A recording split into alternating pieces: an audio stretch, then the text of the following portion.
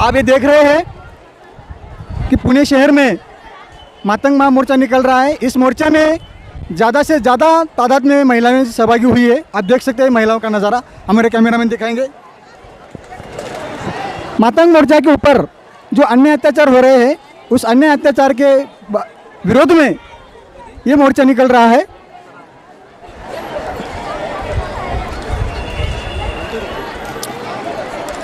ये मोर्चा सारसबाग से अन्ना भाऊ साठे जी के पुतले के पास से निकल रहा है। अभी ये मोर्चा नानापेट में आया है। पूरे शहर में पूरा पीला पीला वातावरण हुआ है। आप देख सकते हैं इस मोर्चा में महिलाओं का सहभाग, कितनी बड़ी तादाद में महिलाएं यहाँ पर सहभागी हुई है। इस मोर्चा में जो गवर्नमेंट ने एट्रोसिटी एक्ट जो शिथिल की है, वो एट्रोसिटी एक्ट ज़्यादा से ज़्यादा कड़क होना चाहिए, उसकी अमलबजावनी होनी चाहिए। इसके साथ जो मातंग समाज के ऊपर जो अन्य अत्याचार हो रहे हैं, वो अन्य अत्याचार के विरोध में भी ये मोर्चा निकल रहा है। आप देख सकते हैं कि इस महिला देखिए, छोटे छोटे बच्चे, हर उम्र के लोग इस महामोर्चा में शामिल हो गए हैं।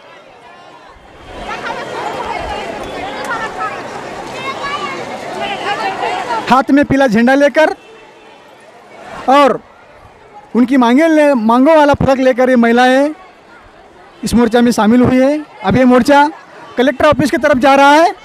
इस मोर्चा में जो महिलाएं शामिल हुई है, अब देख सकते हैं कितनी उम्र की महिलाएं सुधा इस मोर्चा में शामिल हुई है। कि आप बोलेंगे आइए। महाराष्ट्रात आज मातंग समाजावर जो काय अन्याय अत्याचार होतो त्याच्या विरोधात त्याचा निषेध करण्यासाठी आज आम्ही रस्त्यावर उतरलोय। तर सरकारने याची त्वरित दखल घ्यावी, नाहीतर आम्हाला फकीरा बनायला भाग नाही पाडावं सरकारने। आणि महाराष्ट्रात पुण्यामध्ये वीर लहुजी वस्ताद साळवेंचं आंतरराष्ट्रीय दर्जाचं स्मारक लवकरात लवकर व्हावं, अण्णाभाऊ साठेंना भारतरत्न देण्यात यावा, एवढी आमची विनंती आहे सरकारला। आणि जे काही मातंग समाजावर अन्याय अत्याचार झालाय, जे दोषी आहेत त्यांच्यावर कठोर कारवाई झाली पाहिजे। ॲट्रॉसिटी कायदा कडक झाला पाहिजे। महिलांना जास्त प्रोटेक्शन मिळालं पाहिजे। जी पुरुष लोक बलात्कार करतात, काय करतात, त्यांना एकदम फाशीची सजा दिली पाहिजे। एकदम न्याय पाहिजे गरिबांसाठी, आणि आमचा हक आम्हाला भेटला पाहिजे। नाही दिलं पाहिजे, आमचं आम्हालाच भेटलं पाहिजे। सगळ्या महिलांसाठी केलं नाही पाहिजे। आमच्या सगळं खात्यात आम्हाला काय आमच्या पवतर पोहोचू देत नाही, तर आम्ही काय मरायचं काय? इथं काम करून गुडघे सुजले आमचे, सगळं पायाला दुखायला लागले, दुःख झाले चालून काम करून। आरक्षण मिळलंच पाहिजे। आमच्या मातंग समाज हा पुढे गेलाच पाहिजे। पूर्ण मागण्या आमच्या मान्य झाल्याच पाहिजे। मी उषाताई नेटके, अण्णाभाऊ साठेंना भारतरत्न मिळालं पाहिजे। का मिळालं पाहिजे की समाजासाठी त्यांनी जास्तीत जास्त कष्ट केलेले आहेत, आणि संयुक्त महाराष्ट्र ते त्यांच्या चळवळीमध्ये अण्णाभाऊ होते, त्याच्यामुळे त्यांना भारतरत्न मिळालाच पाहिजे। कारण खेळाडूंना, गाणाऱ्यांना, नाचणाऱ्यांना मिळतोय, पण समाजकर्त्यांना का मिळत नाही आहे? त्यासाठी अण्णाभाऊंना भारतरत्न हा मिळालाच पाहिजे, ही एक आमची मागणी आहे। आणि दुसरी मागणी आहे की अट्रॉसिटी हा कायदा जास्तीत जास्त कडक केला पाहिजे। ज्याचा शिथिल झालेला आहे तेव्हापासून आमच्या मातंग समाजावर अन्याय होत आहे, तर त्याच्यामुळे कडक कायदा झाला पाहिजे। दुसरी गोष्ट, जे महिन्याभरात अन्याय अत्याचार झालेले आहेत, ज्यांनी अन्याय केलेले त्यांना अटक, जामीन होणार नाही असं अटक करा, आणि त्यांना कडक शिक्षा झालीच पाहिजे, ही आमची मागणी आहे। तिसरी मागणी आहे की आबाकडं वर्गीकरण हे झालंच पाहिजे। कारण 13% ज्या जागा आहेत त्याच्यामध्येही आम्हाला ज्या मातंग समाजाला जागा मिळणार त्या मिळत नाही आहेत, दुसऱ्या जातीलाच मिळतात। पण आम्हाला कुणाचा वाटा घ्यायचा नाही, पण आमचा आम्हाला वाटा द्या ना। आता कालच्या बातमीमध्ये पाहिलं की मराठ्यांना 16% आरक्षण मिळालेलं आहे, म्हणजे आरक्षण हे झालेलं आहे की मिळालं आहे, म्हणजे पण त्यांना तरतूद झालेली फक्त तो अजून मंजूर व्हायचा आहे। तरी पण काल मुख्यमंत्री म्हणतात की त्यांच्यासाठी 16% जागा दिल्यात, बाजूला ठेवलेल्या आहेत। मग आम्हाला कुणाची वाटा घ्यायचा नाही आहे, पण आमचा आम्हाला वाटा पाहिजे।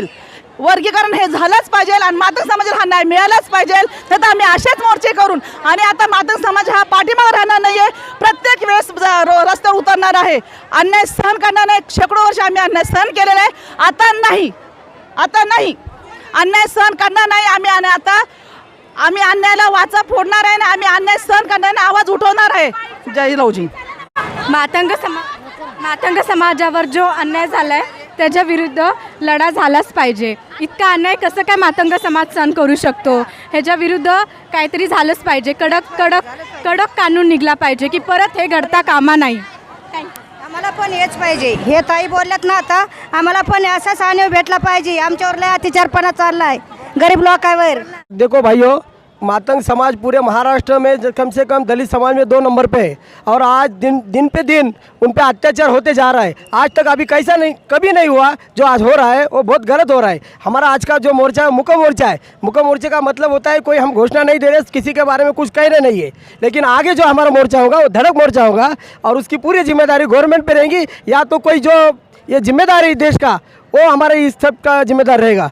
हमारे जो मातंग समाज कैटेगरी है इतनी बहुसंख्या में है, मगर बार बार उनके बारे में जो हुआ है वो असहनीय था. इसलिए आज सब मातंग समाज के, पुणे और पिंपरी चिंचवड़ पूरे विभाग के सब मातंग समाज के महिला वर्ग और हम एडवोकेट्स कायदे के जो पालन करने वाले हैं, जो गाइडलाइन देंगे इस मिशन का पूरा, इसकी जिम्मेदारी सब एडवोकेट बार एसोसिएशन ने ली है, हमारे मातंग समाज के पूरे एडवोकेट ने लिए है.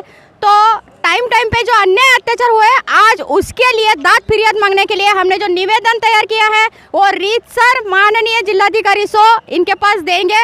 और उसके बाद अगर उन्होंने फिर भी नहीं सुना तो सीधा धड़क मोर्चा होगा और इस धड़क मोर्चा की सीधी जवाबदारी जिम्मेदारी जो है आगे प्रशासन पे हम लोग खुद डाल दे हैं. हमारे समाज में जो लड़कियों पर अत्याचार होते हैं वो नहीं होने चाहिए. सरकार ने इस पर ठोस कार्रवाई करनी चाहिए और एट्रोसिटी कायदा रद्द करके और कड़क करना चाहिए.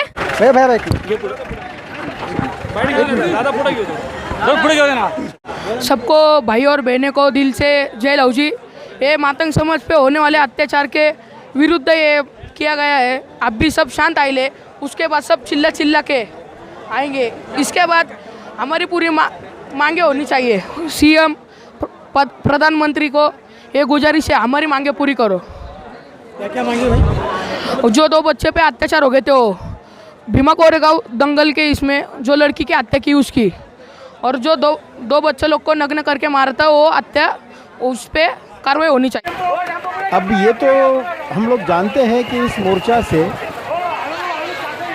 मातंग जाति के जो सवाल है वो तो हल नहीं होगा उन सवालों का, मगर मातंग जाति के लोगों के दिलों में जो भय है, अभी भी जो भय है, वो भय इस मोर्चा से हम निकालना चाहते हैं. अभी ग्रामीण भागों में खेलों में जो लोग रहते हैं मातंग जाति के, एक तो वहाँ पर इनकी आबादी या तो उनके घर बहुत कम होते हैं, 5, 6, 10, 12, 15, इससे ज़्यादा तो नहीं होते, और उनके सभी जो इनकम के सोर्सेस है वो गांव के ऊपर रहते हैं.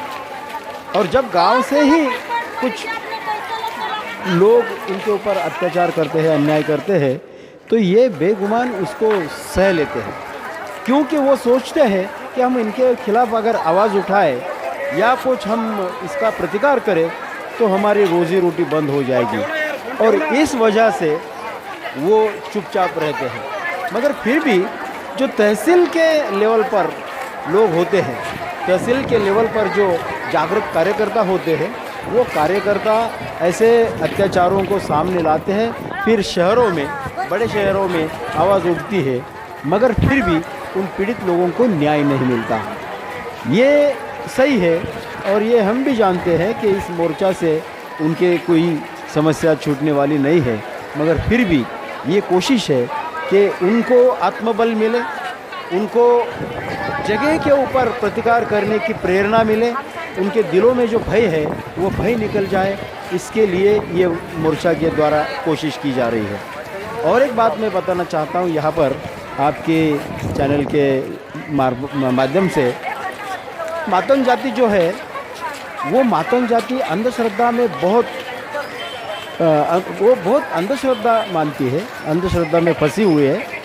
उस अंधश्रद्धा से उनको बाहर निकालना, और इस जाति को, इसकी आबादी महाराष्ट्र में कुल 55 से 60 लाख तक है, और ये आबादी को आत्मबल देना ये कोशिश तो है ही, मगर इन लोगों को, ये जाति के लोगों को रास्ते पे उतारने का एक प्रयास भी इस माध्यम से, इस मोर्चा के माध्यम से हो रहा है।